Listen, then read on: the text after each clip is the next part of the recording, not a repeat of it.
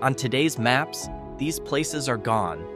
On the ground, they survive only as piles of brick beaten by tree roots, and a silence that presses on your chest. Illinois was not built only on fertile soil, but on the remains of failed ambition.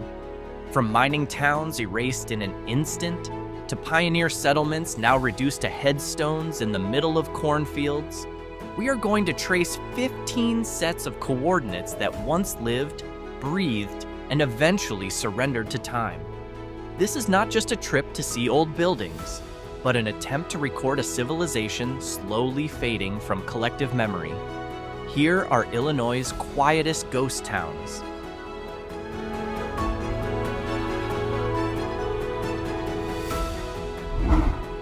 Have you ever heard of Cardiff?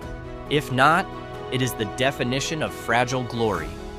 Founded in 1899 as documented in Cardiff, Illinois' lost mining town, it quickly became a magnet for workers thanks to its premium coal. In a short time, the population jumped to 1,500, but death arrived in 1903 through 2 major mine explosions that killed 9 workers. Their names live on in this small grave marker. From that moment, Cardiff lost its life. The mine shut down completely in 1912, and the landowner ordered every building torn down or moved away. Today, if you drive out here, you will not find a single store or home. All that remains are 2 massive mine waste piles known as the Cardiff Hills, and a small monument, like a tombstone for a town that has returned to farmland.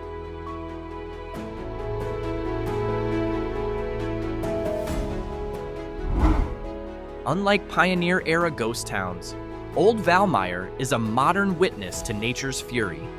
Sitting on the Mississippi River, it was destroyed by the Great Flood of 1993. A town drowned under 10 to 15 feet of water for weeks. Instead of rebuilding on the same ground, the residents made a radical choice. They moved the entire town to a 400-foot-high bluff. Old Valmeyer is now a mossy quiet zone, while New Valmeyer grew on higher land. Their survival came from abandoning the past to protect the future, leaving cracked asphalt streets in the valley, split open and swallowed by weeds.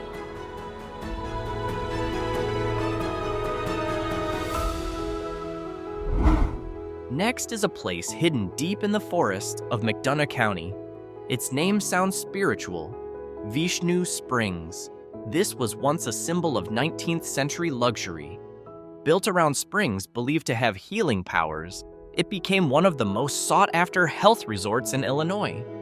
A 3-story hotel stood here, grand and complete with lush gardens.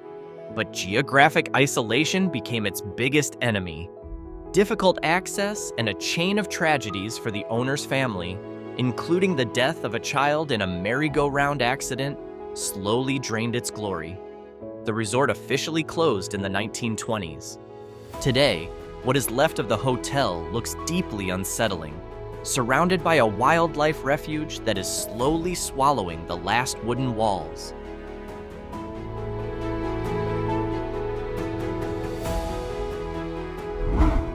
The story of New Philadelphia is one of rare courage. It was the first town in the United States founded and legally registered by a formerly enslaved man, Frank McWorter, in 1836. For a time, it became a harbor of hope for black and white residents living side by side in Pike County. But its economic collapse began when the Illinois Hancock Railroad chose to pass through a different nearby town, cutting New Philadelphia off from the pulse of trade. Without rail access, the population shrank fast, and the town lost its official status in 1885. Today, the site is a National Historic Landmark, even though visually it is just a wide stretch of grass, with historical markers as the only proof that a major dream once stood there.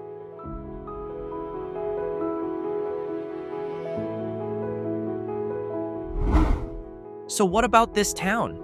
Can you imagine a place built on shirt buttons? In the late 1800s, Pearl in Pike County was a hub for pearl button production, harvested from mussels in the Illinois River. The town was booming, with a peak population close to 1,000.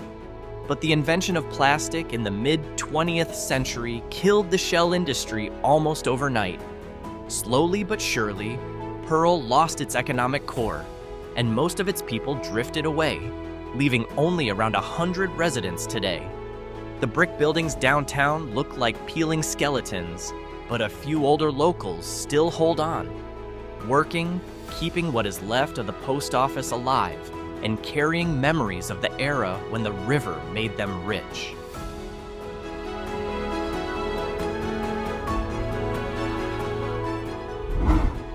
Just 7 miles from Springfield, there was a town called Sangamo Town, once seen as a serious contender for regional power. A young Abraham Lincoln even built his raft here in 1831. The town had a mill, busy shops, and real momentum, but politics decided otherwise. When Springfield was officially chosen as the state capital, Sangamo Town lost its reason to exist. Residents slowly moved into Springfield in search of better opportunities. Within a few decades, the buildings were torn down and the lumber reused elsewhere. Today, Sangamo Town is truly invisible, buried beneath private land, owned and known mainly to historical archaeologists. Hillview, life behind the hills.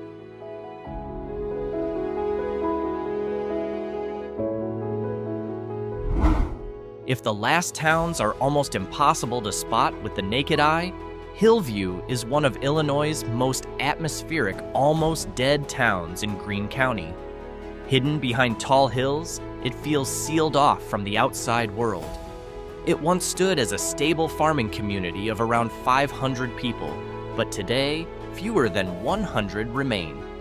Hillview's uniqueness lies in the ancient history beneath its soil. Yes, this area has been the site of multiple Native American artifact discoveries. You can see the town's struggle to survive in the handful of well-kept homes sitting beside empty houses that are nearly collapsing. This is a place where time feels slowed down, waiting for the day the last house finally goes dark.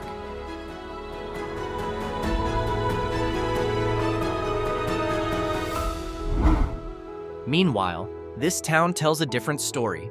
Weston may be the most tragic and the most unique ghost town in Illinois. Unlike other towns that died from economic collapse, Weston died by federal order. In 1966, the U.S. government selected this area as the site for Fermilab, a world-class particle accelerator laboratory. Every resident was forced to sell their property and leave.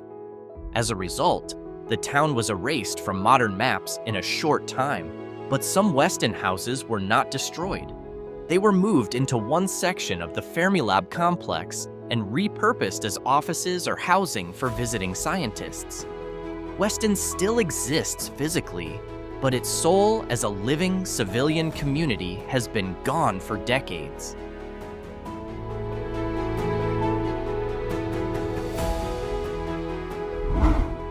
Next is Brownsville, a former county seat. Before Murfreesboro rose to prominence, Brownsville was the center of power in Jackson County. Founded in 1816, it served as a vital commercial and political hub, anchored by a grand courthouse. The turning point came on a winter night in 1843, when a massive fire burned the courthouse down, along with the town's most important records. Instead of rebuilding, local leaders chose to move the entire government center to a new site, what is now Murfreesboro. Brownsville was left behind. Over time, the land returned to forest and farmland, leaving behind the mystery of where those grand foundations once stood.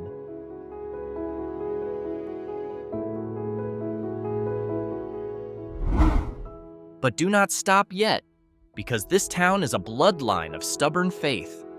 Benjaminville was founded by a Quaker community in the 1850s in McLean County, and at first it grew fast on the hope that a railroad line would pass through. Instead, the tracks were built through the neighboring village of Holder. Benjaminville instantly lost its pull for merchants. One by one, people left, but the Quakers still maintained their meeting house church to this day. That white wooden building still standing tall in the middle of the prairie is one of the most iconic structures in Illinois. Even with a population of 0, the church remains cared for as a reminder of a community that once dreamed of building a utopia on the open grassland.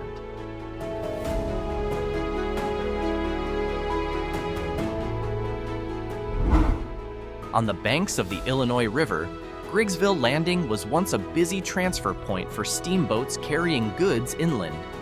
This town was a vital logistics hub before rail travel took over the land. But once railroad technology spread across Illinois, dependence on river transport became a fatal weakness. Steamboats faded away, and Griggsville Landing slowly lost its purpose as a port. Frequent flooding along the riverbank sped up the decision for residents to move up to higher ground in what is now the town of Griggsville. Today, the old landing is nothing but muddy roads and the remains of foundations that disappear whenever the river rises.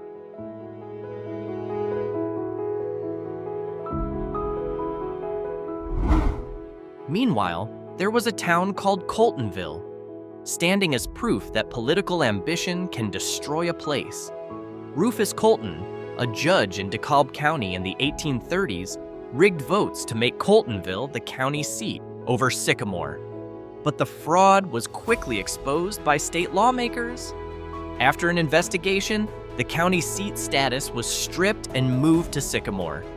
The scandal stained Coltonville's name and cut off its economic support almost instantly. Ashamed and out of options, residents began leaving in waves. The town collapsed in less than 10 years after the scandal, leaving Coltonville as nothing more than a footnote in the history of local corruption.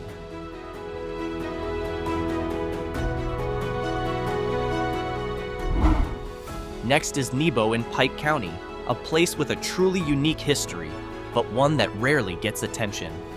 In 1911, one of the first cross-country flights in the United States landed here, placing this tiny village in the early story of American aviation. For the decades that followed, Nebo survived as a quiet farming community. But modern agriculture no longer needed large amounts of human labor. The younger generation left for bigger cities in search of work, leaving behind a population that kept getting older. Even if it is not a full ghost town, Nebo shows the signs of a fading town, with many old storefronts in the village center that have stayed shut tight for decades.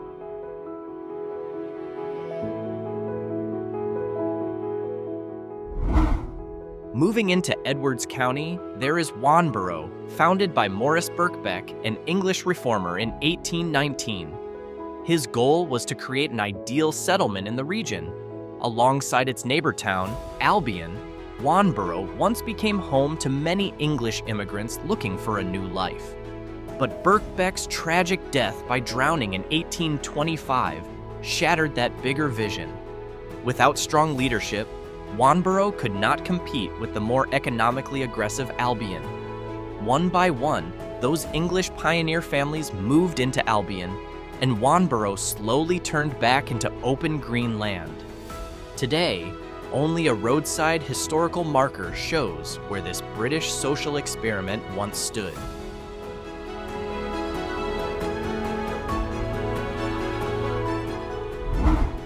Closing the list is Wilmington, a tiny settlement in Greene County often confused with the larger city of Wilmington. This is the kind of town that dies in silence. Its population stays extremely low, around the 90s, but its economic life is almost non-existent. With no school, no major store, and no industry, Wilmington survives purely as a place for people who want to be truly isolated. Many homes here have been abandoned and left to rot naturally under the weather. Among towns like this, Wilmington is a reminder that sometimes a town does not die from disaster or scandal, but simply because it slowly gets forgotten by the modern world. In the end, the line between a growing town and a ghost town is often, sometimes only, decided by a single railroad route, one natural disaster, or one wrong political decision. These 15 locations prove that history is not always written by the ones who stand beneath skyscrapers. Sometimes, history is what gets left behind among rotting buildings and silent roads no one walks anymore. Visiting places like this forces a question. Will the progress we celebrate today meet the same fate 100 years from now?